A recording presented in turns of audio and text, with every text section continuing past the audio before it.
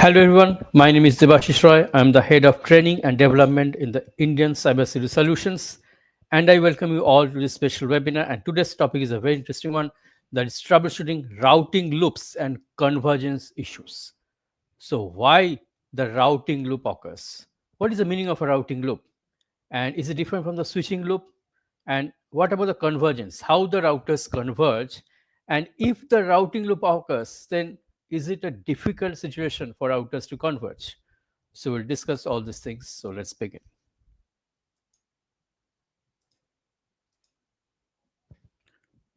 So it will be a comprehensive discussion to identify and resolve network routing loops and achieving effective convergence. Because as we know, loops are very harmful for your network. Loop means that you are sending a data from one source and you are supposed to receive data to the destination, but it cannot reach the destination, and for some reason it comes back to the source. It is a loop.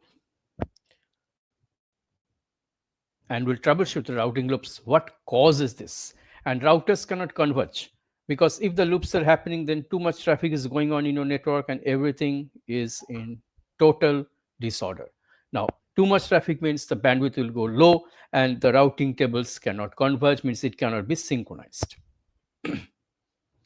So you have to effectively address routing loops and convergence issues, and it requires a systematic approach, including identification of symptoms, use of appropriate diagnostic tool, and implementation of the best practices. So you have to troubleshoot the routing loops and convergence issues. Like troubleshooting routing loops and convergence issues, it is very essential and crucial to ensure that network devices operate efficiently and your communication is maintained smoothly. Because as you know, that say you have sent a data and you do not know that at the destination there is a network failure. Say there is a physical link failure maybe, or there is a logical link failure like the protocol failure. The line protocol is down, the data link layer problem. So what will happen? The data will circulate in the network and it will come back to the source because of a redundant link. Yes, that is the main cause, that you are having a redundant connection. So if you are having a redundant connection, then what will happen? Definitely it will create a routing loop. Now, to avoid the routing loop, you have a certain TTL value, time to live. If you trace route, then if you trace route any destination, any server, you will see that the TTL, it is counting. So if the TTL is crossing one hop, say that now in the source the TTL is 10, now it has reached the second hop, it will be decremented by 1. It will be 10 minus 1, that is 9. Wow! Because if the data reaches the destination, then the TTL should be 0. After that, the data cannot travel. So this way, you can avoid the routing loop. Common cause of routing loop is incorrect routing table entries. Incorrect routing table entries occur when routers have outdated or erroneous information about the path to various destination. So if you haven't set up the routing correctly, it can happen. Misconfigured routing protocols, yes, misconfigured routing protocols such as OSPF or BGP can lead to inconsistent routing decisions if protocols are not properly set up. And for the redistribution, that is a very important cause. If you are redistributing in a wrong manner, like you are redistributing from RIP to OSPF, and again that same route you are redistributing from OSPF to RIP or any other protocol, definitely it will cause a routing loop. So you cannot do that. Like the same route, you cannot redistribute between the routing protocols again and again.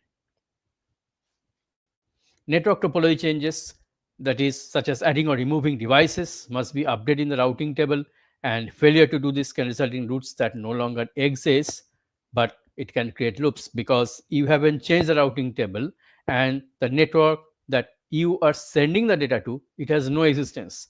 So what will happen? If it has a redundant path, it cannot reach the destination and it comes back to the source. This is a big issue.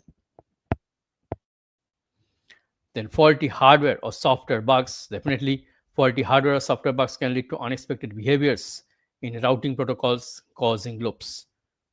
So regular maintenance and updates are essential to minimize this risk. Then you have to identify routing loop symptoms like increased latency, Like latency means that increased time period. So you are having a big time period. So when the data you are sending and the data you are receiving, there should be a minimum time gap between that. Then packet loss issues we have to encounter, and you have to just say minimize the packet loss issues. Network congestion signs, if you are having the network congestion, like you are having the jitter in a network, like uneven response, uneven delay you are getting, so in that case you have to implement QoS, the quality of service, as we know. Unreachable network destinations you have to remove. You have to periodically test which destinations are unreachable, and you have to remove those. Tools for troubleshooting routing loops are very effective. Like effective tools are essential for diagnosing and resolving routing loop issues.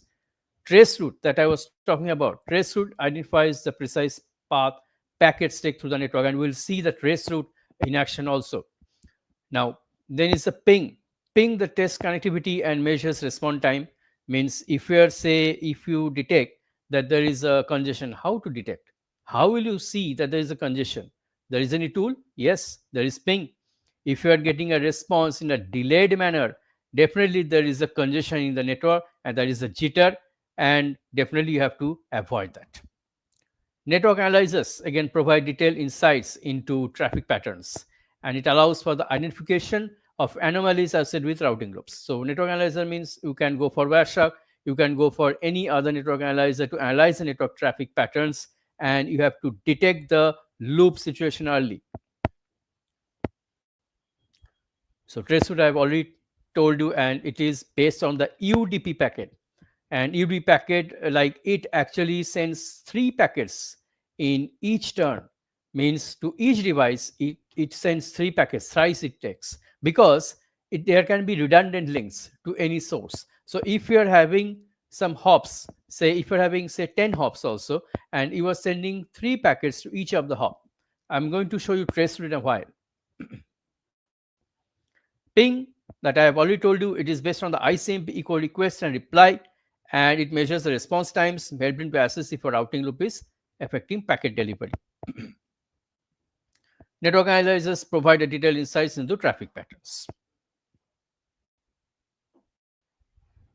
Best practices are regularly update routing protocols. You regularly update to routing protocols and ensure that all routing information they reflect the latest network topology. If you are actually doing with any routing protocols, you just make sure that you are not running any outdated protocol, like you are running RIP, routing information protocol. Nowadays you are not running that, but it was running say 10 years back or 5 years back. Still you are having in that routing table, but it has no existence, no routes are there, so definitely it shouldn't be there. Implement route summarization. Route summarization condenses multiple routes or aggregates multiple routes into a single route, as we know, which decreases the size of routing table and minimizes the risk of routing loop. So one by one, you are sending packets and it is causing the routing loop. It is coming back to the source via the alternate path. That should reduce. Use split horizon and route poisoning. These are 2 very important methods for the dynamic routing. Loop avoidance in case of, especially for RIP, routing information protocol. The split horizon technique along with route poisoning prevents routers from advertising routes back.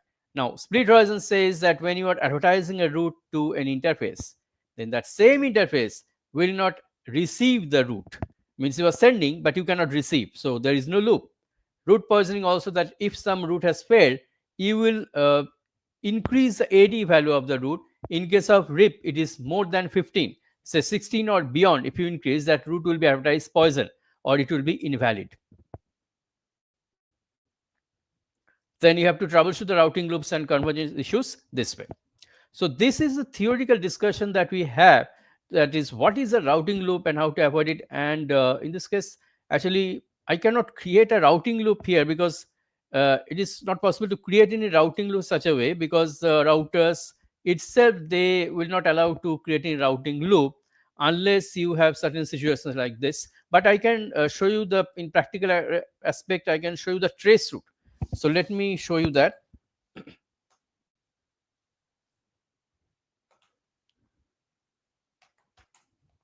Let's go to the command prompt and let's keep traceroute and say google.com. or you can see the traceroute is not recognized. Why? Because traceroute is recognized as the program in the router switches. Here in the Windows PC that I have, that is traceRT. You can see it is actually calculating over a maximum of 30 hops, because in internet no device can be 30 hops away because of the latency issue. So it is calculating the hops, and star means that it is sending, say, 3 messages it is sending, and in some cases asterisk means it is blocked by some firewall or some external devices.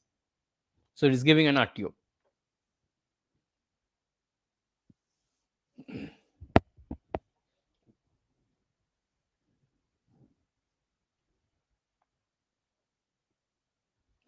Just now found some node, the Alliance Broadband ISP. So it is actually sending 3 messages, as you can see, and the delay you can see in milliseconds. So if the delay is not much, like here, so it is only delay.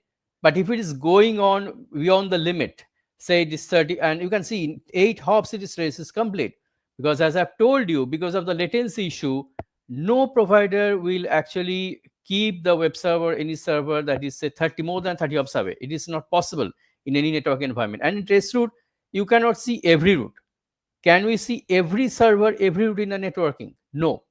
It only shows you the some servers in your source and some of the destination, not in between. But it can help you, like resolving the routing loop. How? Because if you are tracing and you are just, say for example, you are saying that the same IP address is coming again and again, like say for example you take any IP like 172.168.185, because 191.10.1 is my IP, my source IP, this PC, but say you are saying this IP is coming again and again. So what is happening? That the loop is there, it is coming from the same say same destination. So that is why there is a loop. So you can trace the loop this way. So this is the way you can troubleshoot the loop, you can detect the loop. So this is the theoretical and the practical things that I've shown you regarding the routing loop, because you cannot just create a routing loop or switching loop in a network, but you can definitely identify the root causes of the routing or switching loop. Switching loop, we have spine tree protocol, and in routing loop, in case of RIP or any other dynamic routing protocol, you have different measures like the count infinity, or you can have the hold down timers to actually suppress the routing update so that the loop do not happen, or like the root poisoning, all these things. So these things definitely you cannot implement it, there is no command for this. So if you configure even RIP or OSPF, and if you ask me to give any command, no, there is no such command because it is inbuilt. So I cannot create that, but I have definitely shown you the picture of the routing loop, how it happens. I've discussed, and also a traceroute, that is a very powerful utility to actually trace the routing loop and to troubleshoot that. So that is a troubleshooting approach.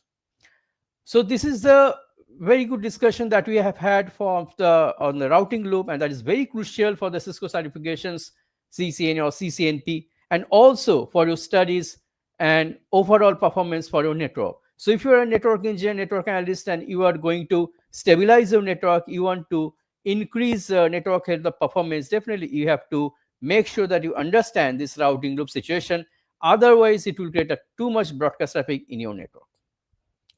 So that is all I have for today about this routing loop for you now. And I thank you all for watching this joining this webinar once again. And there is a good contest running that you can have a questionnaire here, that definitely the link is available here with this webinar. And you can avail the software right now, and you can have some questions and you can get the answers quickly to the questions.